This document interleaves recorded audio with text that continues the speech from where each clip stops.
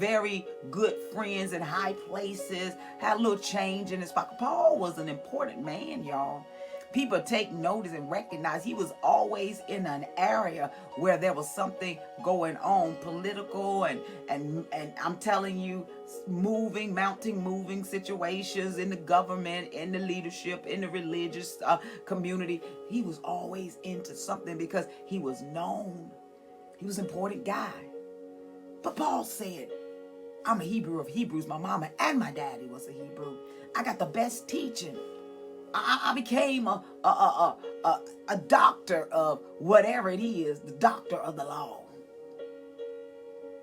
But now that I know Jesus, now that I had my encounter with Jesus on the road to Damascus, I count everything that I ever gained, every experience I've ever had, every relationship that I've ever encountered that made me feel special, that made me feel important, that made people look at me like I was the man. I count that as nothing, that I may know him.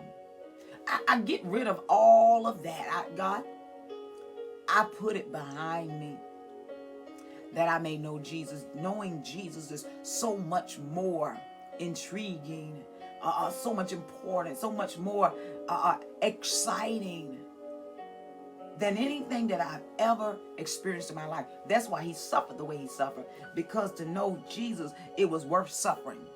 To have a relationship, he knew something. In all my knowledge and all my schooling and all my friendships and all my connections and all my being in high places, I never felt so free. I never felt so complete. I never felt this joy that I feel right now. Paul said, I ain't going back there.